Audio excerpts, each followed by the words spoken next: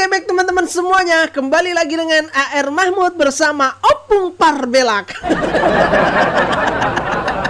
Ya teman-teman, di video kali ini teman-teman tahu nggak, ada raja bohong, manusia setengah dewa berulah lagi. Siapa? Hasto. Sebentar. Kok raja bohong? Iya, salah satu manusia yang nggak bisa dipercaya perkataannya siapa? Hasto. Dan juga manusia setengah dewa. Kenapa? Sudah divonis penjara 3,5 tahun, tapi tiba-tiba bebas. Luar biasa kan manusia setengah dewa? Ya, jadi teman-teman, Hasto ini mengaku bahwa bertemu istri dari seorang hakim yang memvonisnya dulu bersalah. Hasto mengatakan istri hakim yang tidak diketahui namanya ini yang menyampaikan permohonan maaf dari sang suami. Katanya dulu memvonis Hasto bersalah itu karena ada tekanan. Ya, percayakah kalian? Saya membaca sebuah media yang mengatakan bahwa Pak Hasto ketemu dengan salah satu istri seorang hakim ketika PDIP mengadakan wayangan di sekolah partai ya di Lenteng Agung, dan mengatakan bahwa maaf Pak, suaminya yang ngadili kasus bapak itu karena dapat tekanan.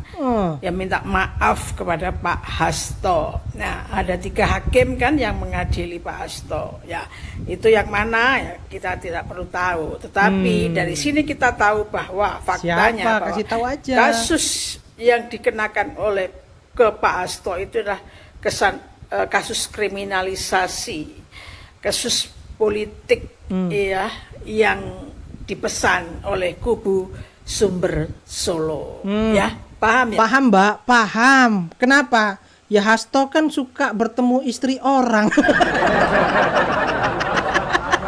Masih ingat kemarin ya, Hasto ini bertemu dengan istri kawannya sendiri. Kemudian Hasto bertemu dengan mantan pacarnya Kaisang.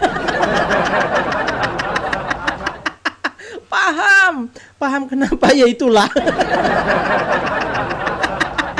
Kita harus hati-hati dengan pernyataan Mas Hasto. Nah, menurut saya yang harus hati-hati itu sebetulnya bukan hanya kita sebagai orang di luar, tetapi justru Bu Mega yang harus hati-hati dengan pernyataan Mas Hasto. Kenapa? Karena Mas Hasto ini historikalnya itu sering sekali menyampaikan informasi-informasi yang tidak jelas, gitu. Dan bahkan hoaks.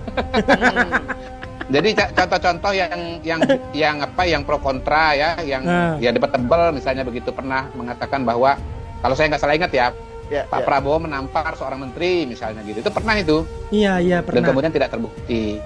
Jadi saya kan pernah mengatakan bahwa Mas Hasto ini sekjen brutal dan berbahaya serta kasihan bagi PDI Perjuangan.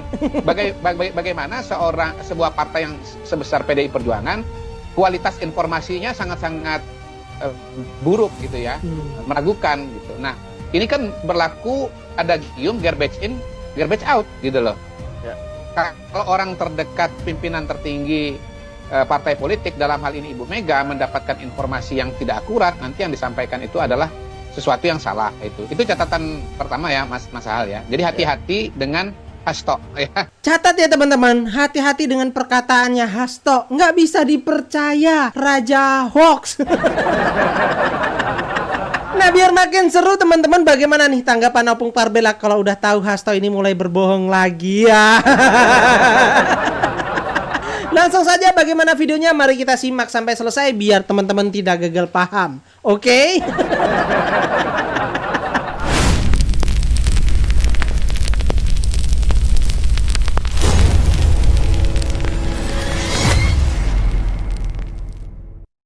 Ada yang masih ingat dengan kawan ini? Masih ingat? Kalau aku menyebutnya ini manusia setengah dewa. Kenapa bilang? Hari ini vonis 3,5 tahun penjara, beberapa saat kemudian mendapatkan amnesti. Manusia setengah dewa.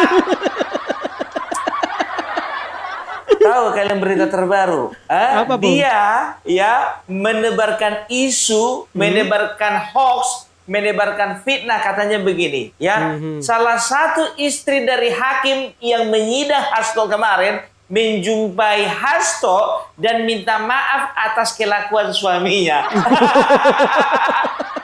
Karena suaminya melakukan hal tersebut dan menjatuhkan vonis hukuman kepada Hasto karena ada yang menekan.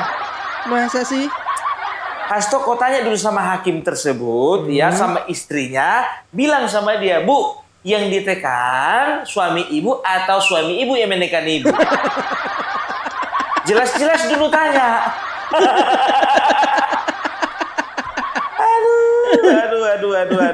Aduh. Saya membaca sebuah media yang mengatakan bahwa Pak Hasto ketemu dengan salah satu istri seorang hakim ketika PDIP mengadakan wayangan di sekolah partai, ya, di Lenteng Agung, dan mengatakan bahwa maaf Pak, suaminya yang mengadili kasus Bapak itu karena dapat tekanan. Ya, minta maaf kepada Pak Hasto. Nah, ada 3 hakim kan yang mengadili Pak Hasto. Ya, itu yang mana ya, kita tidak perlu tahu. Tetapi dari sini kita tahu bahwa faktanya bahwa kasus yang dikenakan oleh ke Pak Hasto itu adalah kasus kriminalisasi, kasus politik, ya, yang dipesan oleh kubu Sumber Solo. Ya, paham ya? Nah, kalian udah tahu kan? Udah bisa simpulkan ini orang anaknya siapa? Udah, Pung. Udah pasti dari grupnya Banteng, kan Iya, begitu iya. kan? Nah, pasti dong Opung Parbelak ngambil sisi terbalik daripada si Iya. ibu ini. Iya. Tapi sebentar dulu, Tok. Kok hobi kali kau jumpa istri orang? Kemarin sebelum kau di penjara itu, ya, kau jumpai istri dari sahabatmu sendiri. Apa sih kerjamu? Belum lagi kalau nggak salah kau menjumpai mantannya Kaisang. Iya lagi. Ya nggak puas deh kau sama istrimu. Kok seorang istri, ya, itu dia akan merasakan sesuatu yang janggal kepada suaminya. Karena apa? Ya, instingnya seorang istri itu main. Nah, kau udah 3 kali kau, ya, 3 kali kau jumpa sama istri orang. Masa istrimu nggak merasakan apa-apa? Aduh, aku akan bacakan beritanya. Karena apa? Karena aku nggak mau terjebak kata-kata daripada ibu ini. Ya, karena sama aja. Ya, like father, like son. Kayak gitu bapaknya, kayak gitu anaknya, kan begitu. Iya. Like the chairman, like the member, kan begitu. Artinya apa? Kayak gitu ketua umumnya, ya kayak gitu juga anggotanya. Nggak bisa kita percaya, itu maksudnya. Coba ulang lagi tuh, bahasa Inggrisnya apa, Mung? Like chairman, like a member. Chairman ketua, member anggota. Apa yang salah? Gak cocok bahasa Inggrismu itu. Bahasa Inggrismu itu bahasa Inggris Siti, Pak. Ya, kita baca dulu beritanya ini, ya. Karena Opung Parbelak tidak akan pernah memberitakan yang hoax sama kalian. Sabar ya. Ini orang-orang ini memang keterlaluan kalau bikin hoax. Mana dia? Kok hilang beritanya? Cari, Bung, cari. Nggak ada. Yang udah dicopotnya. Sabar. Kita tunggu. Nah, ini dia. Judulnya, Isu Istri Hakim Temui Hasto Kristianto, MA dinilai perlu dalami. Baca lengkap ini ya. Jadi jangan sepotong-potong kayak ibu tadi itu, ya kan? Nggak tahu kita dapat bayar atau enggak itu. Mahkamah Agung MA perlu mendalami cerita dari Hasto Kristianto soal adanya istri hakim yang menemui dan meminta maaf soal kasus hukum. Sekretaris Jenderal PDI Perjuangan itu sempat menceritakan pertemuannya dengan istri dari seorang hakim yang dulu memvonisnya bersalah. Hasto mengatakan istri hakim yang tidak diketahui namanya ini menyampaikan permintaan maaf dari sang suami.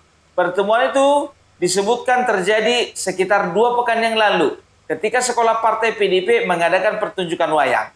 Ketemu saya, minta maaf, mohon maaf Pak terhadap kasus Bapak. Dulu itu kami hanya ditekan. Itu disampaikan kepada saya, kata Hasto di sekolah partai PDIP Selasa, tanggal 9 Desember 2025. Pertemuan ini lantas menjadi perbincangan. Apakah boleh keluarga atau kerabat hakim menemui pihak yang pernah berperkara? Ya, sejumlah pakar pidana menilai pertemuan istri hakim dengan Hasto adalah hal yang sah-sah saja. Pasalnya kasus hukum terhadap Hasto sudah dinyatakan selesai ketika ia menerima amnesti dari Presiden Prabowo Subianto. Karena tidak ada perkara lagi, baik hakim sekalipun, apalagi istrinya, untuk bertemu dengan mantan terdakwa, ini ya tidak ada masalah. Karena perkaranya sudah tidak ada. Ujar pakar hukum pidana dari Universitas Brawijaya, Aan Eko Widiarto saat dihubungi hari Rabu. Ya, Aan justru menilai pengakuan istri hakim yang itu patut didalami oleh Mahkamah Agung, terutama bidang pengawasan. Bisa saja, tekanan yang disinggung istri hakim itu memang benar terjadi dan membuat putusan vonis tidak lagi murni keputusan hukum, tapi sudah diintervensi pihak-pihak berkepentingan. Jangan-jangan memang ada tekanan tersebut. Kalau ini benar, kan ini sebenarnya mempengaruhi independensi pengadilan, kemerdekaan pengadilan. Ini yang harusnya dicek betul oleh selanjutnya menjadi bahan pembinaan hakim oleh MA, lanjut Aan. Disarankan lapor ke Badan Pengawas. Sementara itu, pakar pidana Asep Iwan Irawan justru mendorong agar pertemuan antara istri hakim dengan Hasto ini patut dilaporkan ke Badan Pengawas atau Bawas Mahkamah Agung. Pasalnya, klaim sepihak Hasto ini bisa saja menjadi fitnah jika tidak berdasar pada fakta yang ada. Jadi kalau Hasto bikin fitnah, ya itu udah biasa. Yang nggak biasa itu Hasto ngomong jujur. Kalau Hasto ngomong jujur berarti itu luar biasa. Tapi kalau Hasto fitnah sana fitnah sini, nah itu biasa. Itu biasa. Saking jarangnya jujur gitu loh.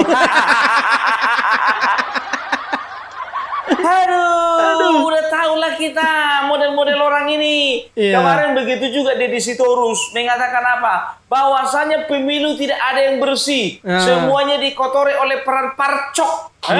Partai coklat, kepolisian bermain di sini.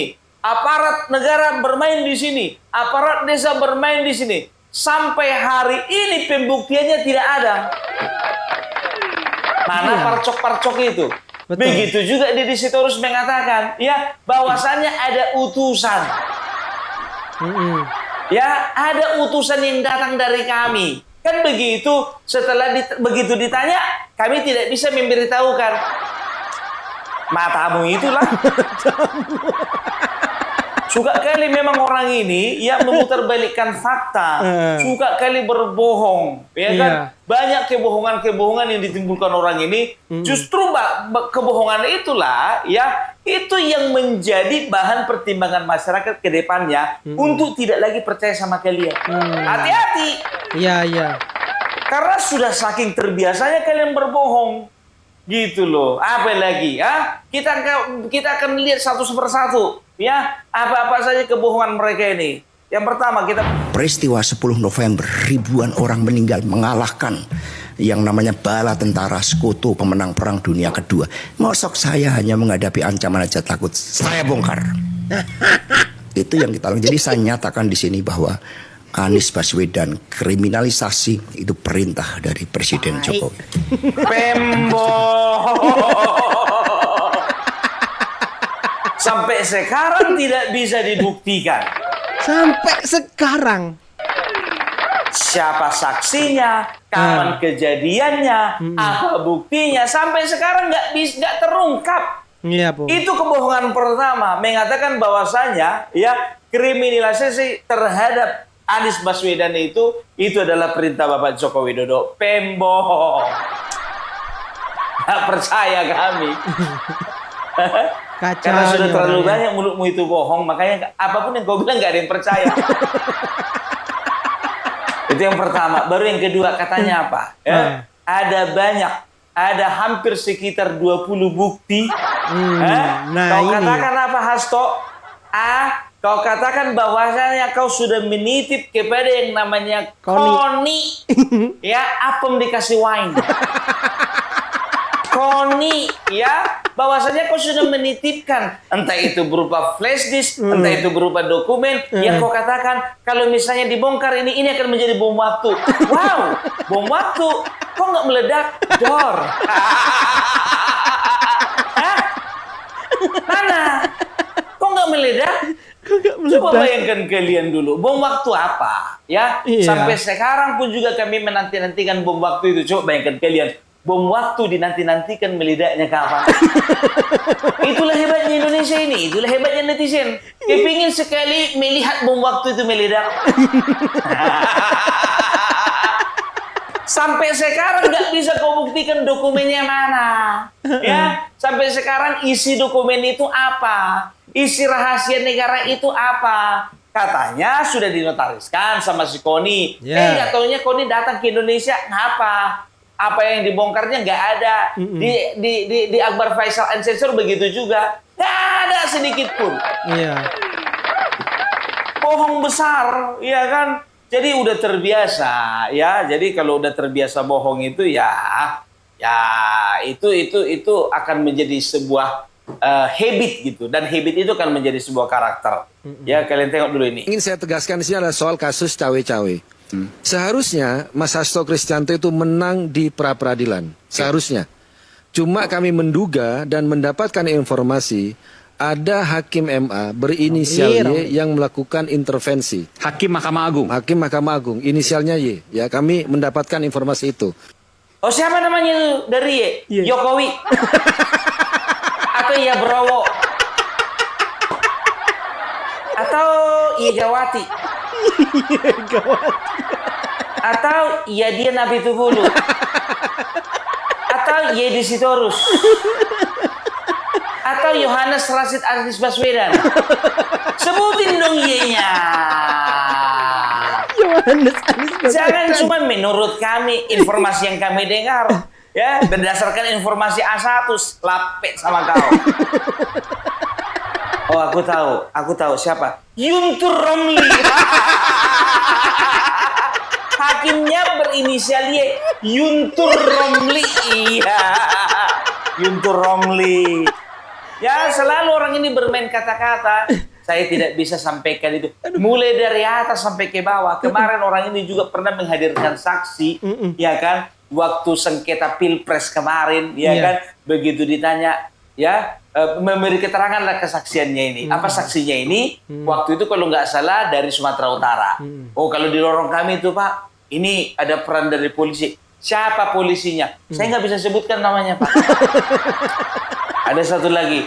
Oh, ini ada aparatur desa, Pak. Ya, yang bermain. Oke, sebutkan siapa nama aparatur desanya. Oh, saya nggak bisa sebutkan, Pak. Goblok.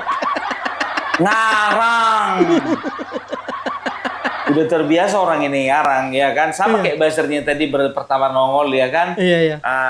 Si ibu-ibu tadi ngarang. Semuanya ngarang.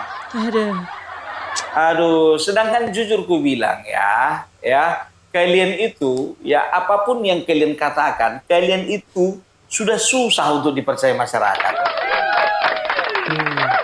Ya, harusnya partai sebesar kalian harusnya bisa menjaga kepercayaan masyarakat. Ini menjadi pelajaran. Ya, suara total nasional kalian kemarin tahun 2019 kalian mendapatkan suara total itu sekitar 19%. Nah, 2024 kalian hanya mendapatkan 16%. Artinya kalian kehilangan kepercayaan dari 3% masyarakat Indonesia. Karena apa? Karena masyarakat melihat ya bahwasanya kalian itu udah nggak bisa dipercaya, dan hati-hati, itu masih langkah pertama. 2029 akan ada langkah besar lainnya.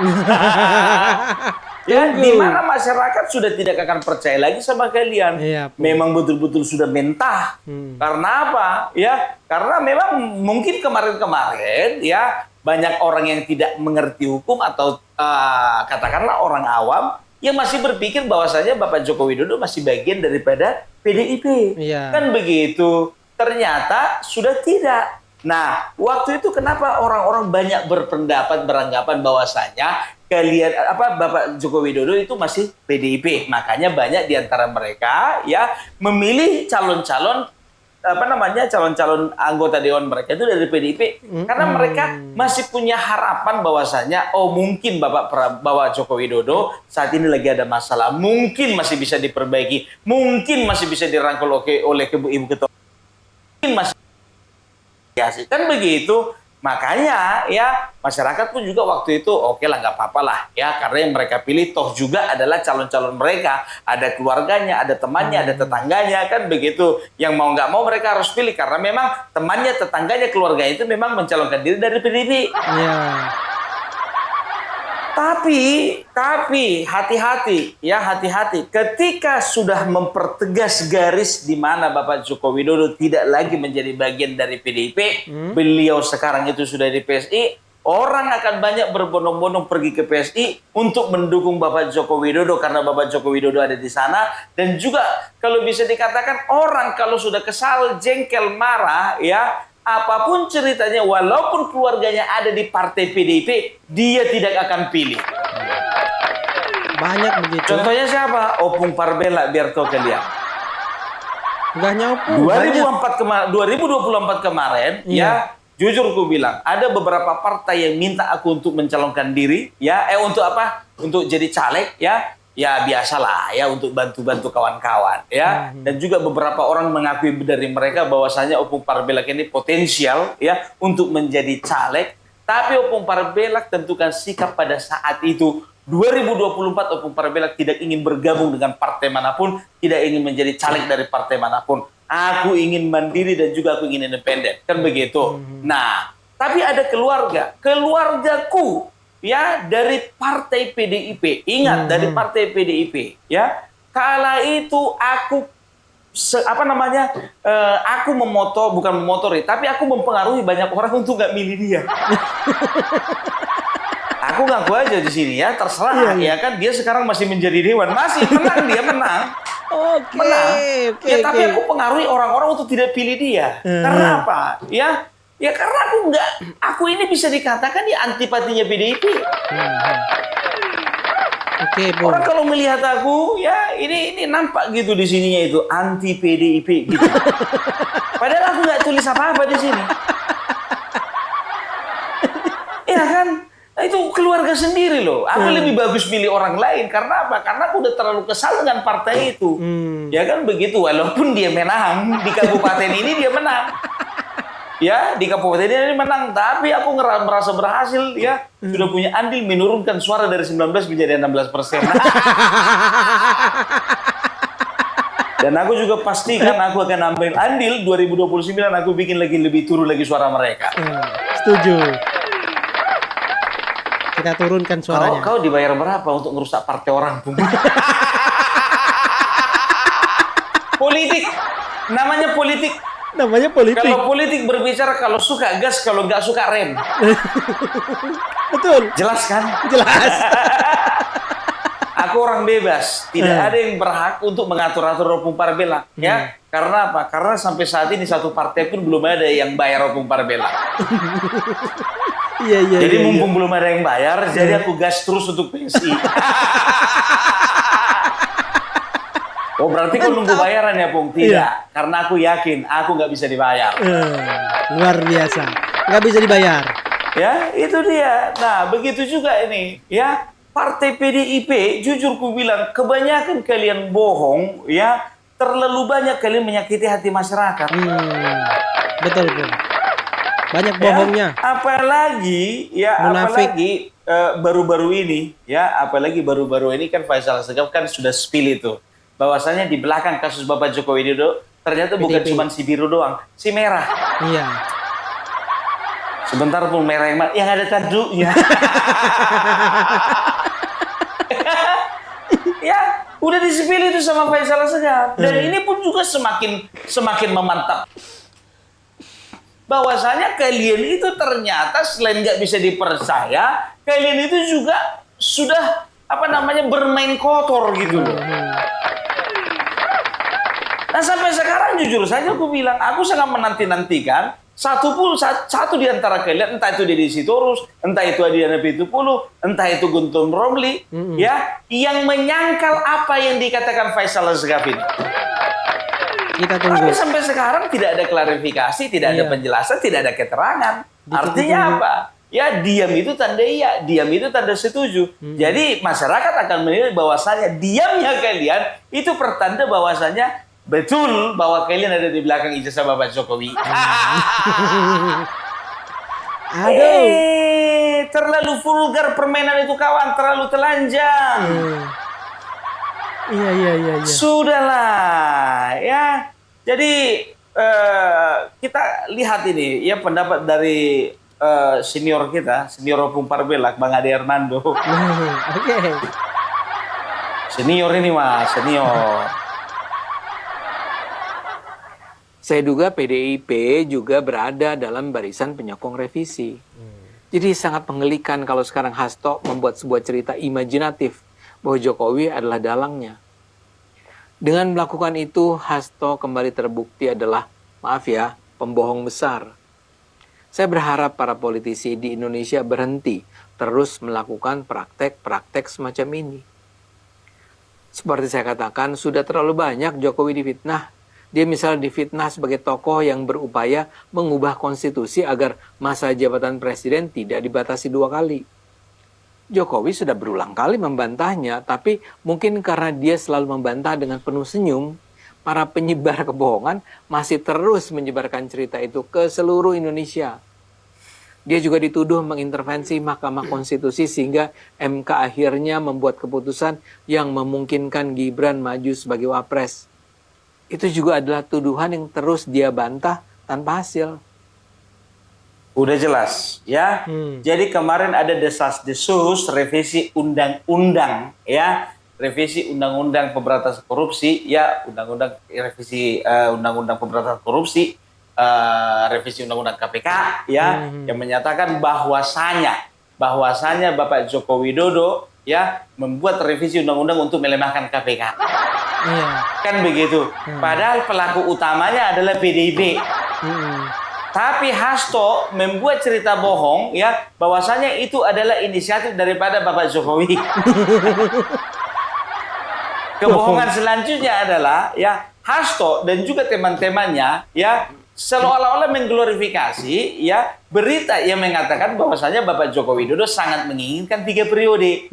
Padahal sedikit pun dari Bapak Joko Widodo tidak pernah terungkap dari mulutnya, dari mulut beliau, dia menginginkan posisi 3 periode. Nah kan? Kan begitu, Iya. terbukti. Walaupun beliau cuma 2 periode, tapi 1 periode anaknya kan. Bisa lagi 2 periode nanti anaknya. Iya. Bisa lagi pemilihan berikutnya itu anaknya periode yang baru untuk presiden.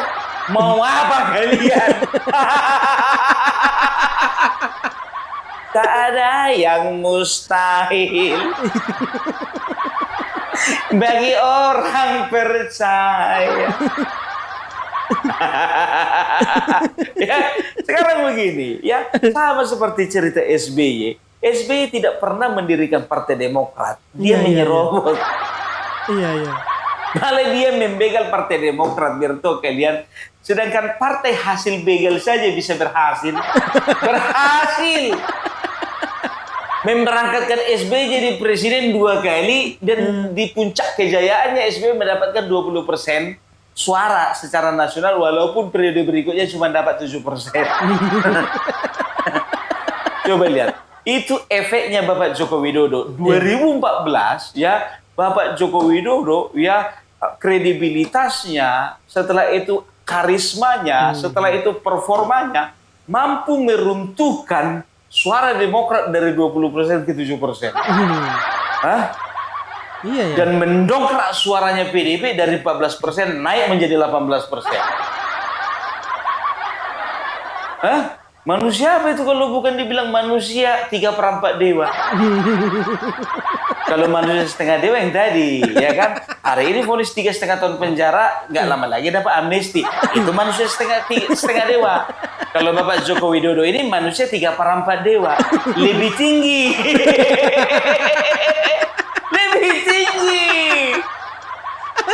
Gitu ya. Nah, jadi perihal kebohongan ini sebetulnya kebohongan yang mengada-ada gitu loh ya. Kebohongan yang dibuat-buat. Nah, kebohongan selanjutnya ya adalah ternyata siapa namanya Hasto, tanpa diketahui Ibu Mega sebagai ketua umum, dia ternyata ya menjumpai Aprilia ya untuk tidak melanjutkan perjuangannya menjadi anggota DPR RI supaya dia mundur dan digantikan oleh Harun Masiku. Pembohong Hasto. Hasto pembohong. Aduh, kacau. Bohong itu dosa. Karena suka bohong, digigit kambing ompong. Hasto tukang bohong, mari dong kemari, bikin hoaks lagi.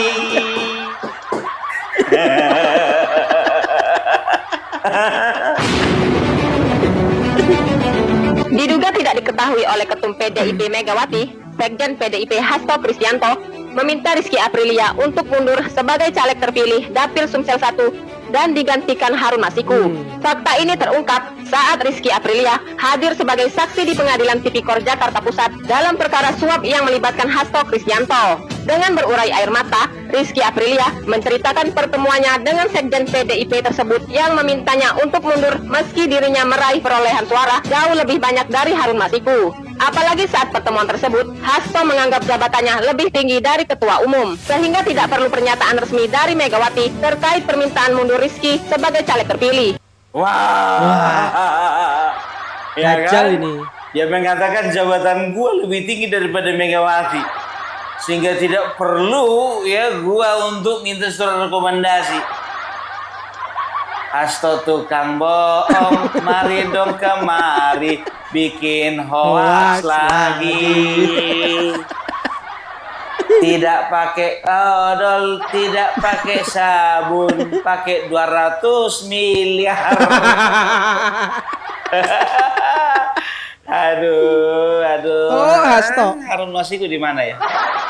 Kemana ya? Iya. Mana Pung ya? Kau sudah berbohong, Hasto. Kau pembohong, Hasto. Pembohong. Itu namanya Dajjal, Bung. Pembohong itu Tidak, Dajjal. Ibu. Tidak. Saya tidak berbohong, Ibu. Kenapa kau bohongi aku? Hah? Dengan menggantikan Rizky Aprilia dengan Harun Masiku. Maksudnya apa? Nggak ada, Ibu. Saya tidak bermaksud berbohong, Ibu. Betul, Ibu. Betul. Pokoknya Ibu tidak tanggung jawab. Kalau memang sampean iki masuk penjara gara-gara masalah ini, saya akan biarkan. Terserah. Akhirnya masuk, melebu ning penjara. Dapat kiriman lah sih, Bu, ya kan? Tulisan. Bu, tolong keluarin saya dari penjara. Kalau enggak dikeluarkan saya di penjara, Bu, saya bongkar semuanya.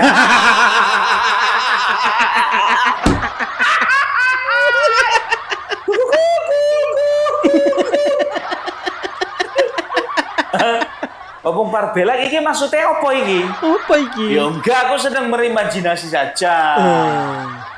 Seorang pemimpin kalau memang dihianati, ya dia akan marah.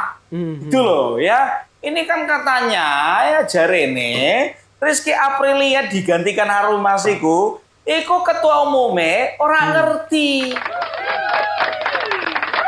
Ya mesti kesel toh, mesti marah, ya kan, loro ati. Iya. Wes meloro ati, ya mesti dikasih pelajaran, dikasih pelajaran. Masuk. Asal iki bikin dulu melepuh ke penjara. Ternyata dia ngancam. Mau Menurutku.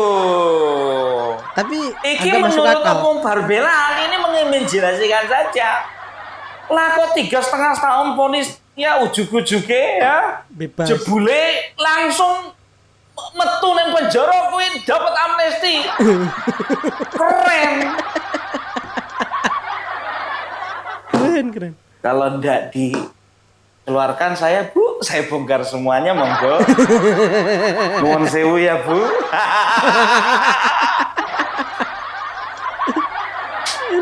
Terlalu banyak tahu.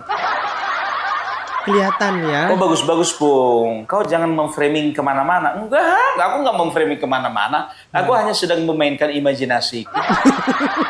Aku kan tidak bilang itu kenyataannya, toh. Ya, aku hanya bermain imajinasiku aja yang main. Tapi agak masuk akal. Atau itu kebenarannya, Bung.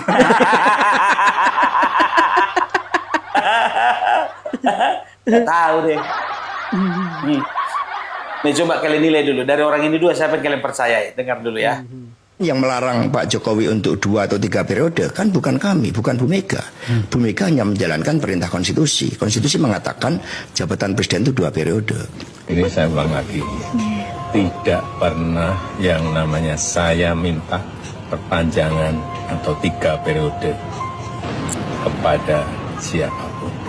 Tanyakan saja ke Ibu Mega, atau tanyakan saja ke Mbak Puan, atau tanyakan saja ke partai-partai. Kapan, di mana, atau siapa yang saya utus? Enggak pernah ada, ya. Jadi jangan menjadi framing jahat seperti itu. Enggak baik. Kalau saya lebih percaya yang kurus. Iya, sama. Saya percaya yang kurus, Pak. Sama, Bu, sama. Kalau saya ya. Tapi kalau ibu-ibu yang muncul tadi pasti yang gendut itu yang dibeli yang dipercaya. Namanya Basir. Namanya anak buahnya ya. aduh ya. Jadi ada seorang tokoh ya yang menilai ya, seorang tokoh bernama Yusuf Wanandi ya yang mengomentari ya Hasto Kristianto. Di dalam komentarnya itu biar tahu kalian seringkali disensor karena apa? Banyak kali kata-kata kasar yang dilemparkan ke si Hasto. Orang ngomong sama Hasto sekali lagi. Gua mau bilang sama lu, yang salah dulu. Lu yang lu tahu tak? Nggak tahu. Cek sama juga kakek lu gitu loh. Ya, lu yang punya salah. Lu yang gede-gedekan si ibu jadi begitu. Supaya lu tuh bisa kuasa. Nggak betul. Jadi maka itu sebenarnya salah lu juga. Jangan lu bilang ibunya yang salah. Lu yang tukang gosok-gosok. Kan gitu. Emang Hasto tukang gosok-gosok, Mbak? Dan siapa lagi kan udah? Yang tiap hari sama ibu sama siapa? Kan si Hasto. Dia sekjen. Apa aja didengar oleh ibu. Disuruh Hasto. Kan begitu.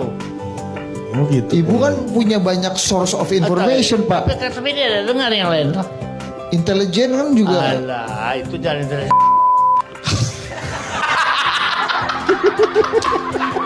Apa ya? Sensor. Ini Enggak ini enggak di. Ya aman. Aman, Pak. Sensor dari dulu. Dari tadi, Pak, udah kita sensor. Itu tugas kami, Pak. Udah, Pak.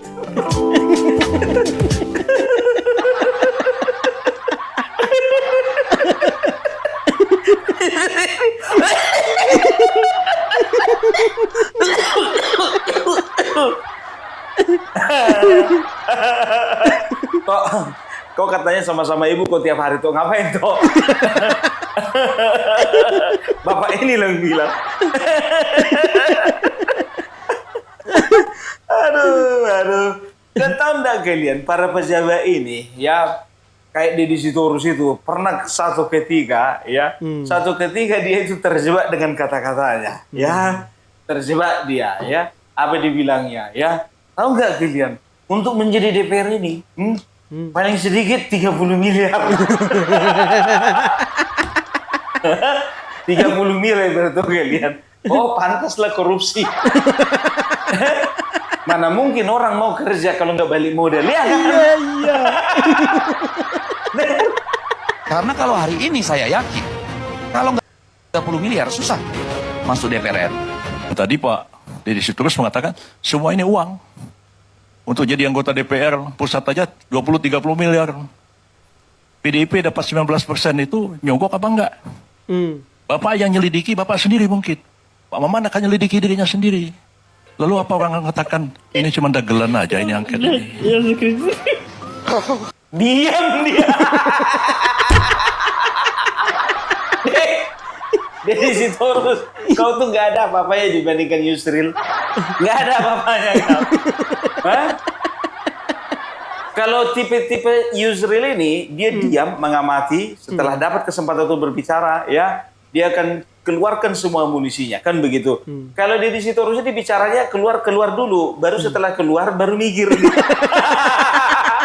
Setelah dikeluarkan kata-katanya, mikir artinya apa? Begitu dia keluarkan amunisinya, baru mikir dia, yang mana yang sebetulnya musuhnya ini?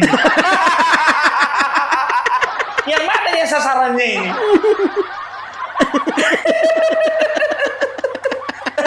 Ya, jadi kembali ke perkara si Hasto, ya. Kalau memang betul-betul ada seperti yang disampaikannya, bahwasanya ada istri dari seorang hakim yang mengadili Hasto kemarin minta maaf karena mendapat tekanan, ya, kita buktikan. Ya, buktikan. Tolong dibuktikan. Tapi aku yakin sampai kiamat pun gak akan mau dibuktikan ini karena memang kebenarannya itu sangat diragukan gitu loh. Sekarang begini yang jadi pertanyaannya, ini logisnya begini, ya. Ya, Hasto sudah dapat amnesti, kan begitu, ya. Kecuali kalau misalnya belum dapat amnesti Hasto, ya, ketemu, ya katakanlah dia ketemu dengan karena Hasto masih di dalam penjara, berjumpalah di luar, ya, antara hakim dan pengacara, kan begitu, ya. Ya ada deal-dealan lah, kan begitu. Itu bisa dikatakan ya berarti ada something, kan begitu, ya. Nah, kalau misalnya Hasto belum di amnesti, ya, hakim ketemu sama Hasto itu disalahkan, tidak dibenarkan dalam undang-undang. Karena apa? Karena masih berproses, kan begitu.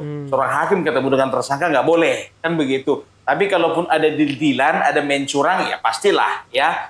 Ya mungkin dengan cara mengatur bagaimana supaya mereka bisa ketemu dalam penjara atau bicara dengan kuasa hukum, kan begitu. Nah, tapi kalau berbicara sudah tidak berperkara lagi, artinya ya si hakim tersebut nggak ada punya beban dong untuk ketemu Hasto.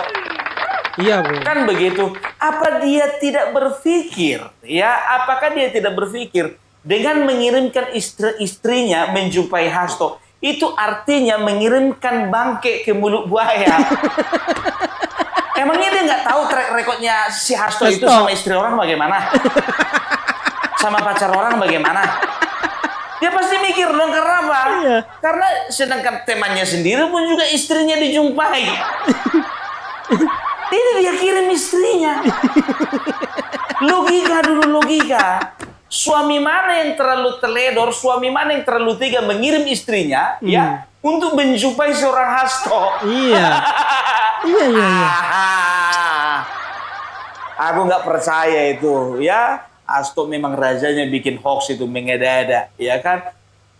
Kasih tahu, ya, buktinya apa, kejadiannya di mana, kapan waktunya, ya, kalau perlu ada videonya. Oke? Jadi itu dulu dari Pung Parbela, hati-hati, jangan pernah percaya dengan pembohong, pendusta, penipu. Karena apa? Ini rajanya. Oke? Semangat toh, ganjel toh, Satya Meva Jayate. Salam NKRI, harga mati.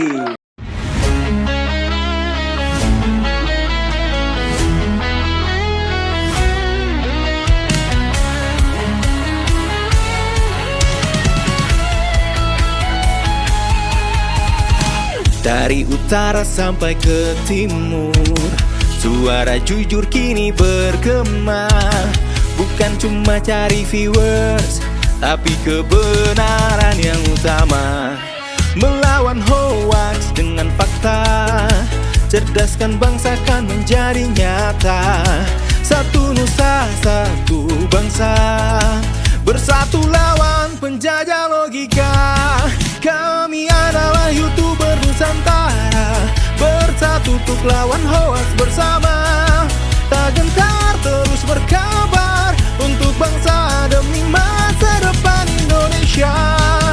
Kibarkan semangat, ayo maju, tapaki jalanmu dengan ilmu. Nyatakan ke semua media, kebenaran selalu juaranya. Runtuhkan narasi penuh benci, hujat fitnah bertebaran, hancurkan negeri. Bersatu kita semakin teguh, YouTuber Nusantara maju. Bukan sensasi, bukan tipu daya, kami berdiri dengan berita nyata.